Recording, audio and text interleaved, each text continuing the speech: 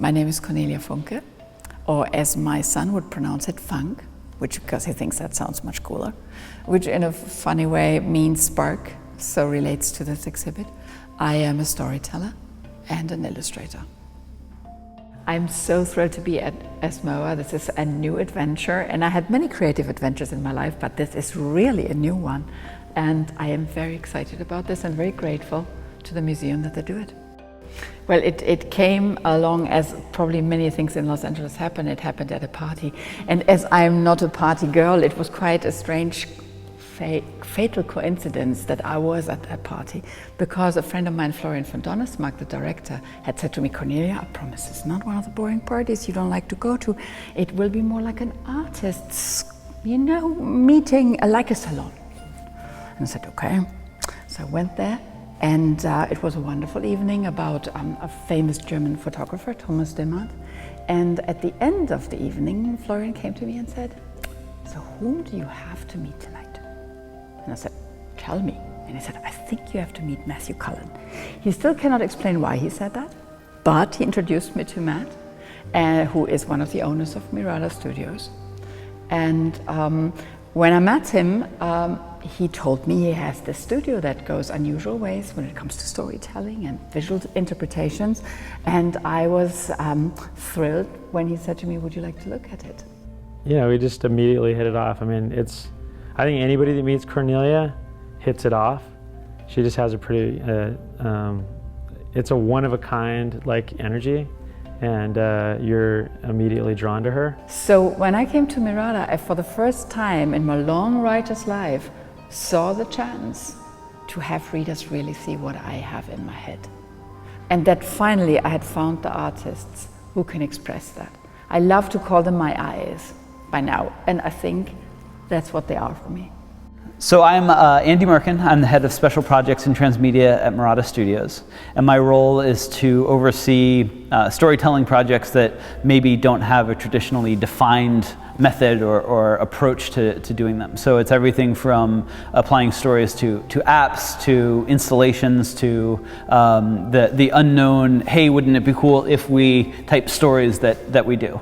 And then it's putting together the creative teams that would tackle the problems, helping define the user experience of what that end meaning of what you're trying to do. Are you trying to make somebody cry? Are you trying to give them a utility that they can use every day? Or are you just trying to give them a chance to step out of the world and into a fantasy world for a couple of minutes? Those are the types of projects that we tackle on the normal day. So in short, you could say my movie experiences were that I had woven a magic carpet for 2 years to have it shrunk down to a napkin. And that's the movie experience. With Mirrorworld, it was the other way around. I had made a magic carpet and they made it about 10 times bigger. The process of working with Cornelia was interesting because I'm used to like working with clients. So I'm hired to do something, we keep them at arm's length, and Cornelia never wants to be at arm's length. She wants to be in there, and I'm like, Cornelia, you don't want to like see the sausage making. You don't want to do that. It's a messy thing, Let me deal with that. I want you, every week you come back, I'm going to have some beautiful things for you to look at, and I want to just make you smile every time you come here. I don't want you to have to worry about anything else. But that was unacceptable for her. I met Bernard and Eva from the ESMoA for the first time. I heard lots of wonderful things about them and that they do very innovative and interesting art experiences at ESMoA.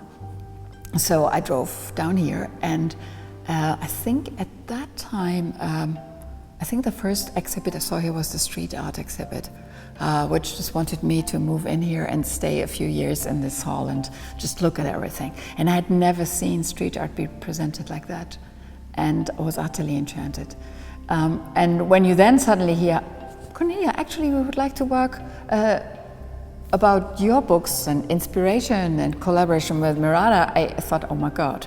Every time I think I've done everything in my career, there is no surprise, there is such a magical surprise in it. And to watch how Bernard did the curator's concept and how he sees the world, and also the experience with Mirrorworld from outside is of course always so revealing, because you see certain aspects that you haven't seen. You see your own work through other eyes, which is really one of the most useful experiences you can have. Sometimes a reader does that to you, but to see it in such a level in a room, three-dimensional, and then of course the dream of every writer, oh my God, I can touch my things, right? Every writer dreams about that, to be in the three-dimensional space that you have created in 2 dimensions. You know, so I am very grateful, and I can't wait to see, you know, how this will develop. I can't also wait to hear the reactions of people who look at it, and to work with children here, and, you know, to be part of this. And I think Mirrorworld feels the same about it. We actually make the real place, then we shoot it, we put it into an iPad so that people can be transported to this world, so it becomes more real. Like, and then somebody takes that and they extrapolate it and they put it into a real world. I mean, I think that's brilliant. To see it brought to life, and to see you know, kids not just be able to dive behind the mirror while holding onto a device, but actually experience it in the space, and touch and feel, and you know, react with other people, because the iPad is also a very personal experience. That, yeah, you can share it with your friend next to you, but now you're walking through it and you're seeing the Goyle head and the ogre arm and all of the different pieces of art pieces that have evolved from that first sketch of, we don't quite know what we're doing, but now it has meaning and it has a story behind it, and it has the reactions of the fans is something that's extremely rewarding. Yeah.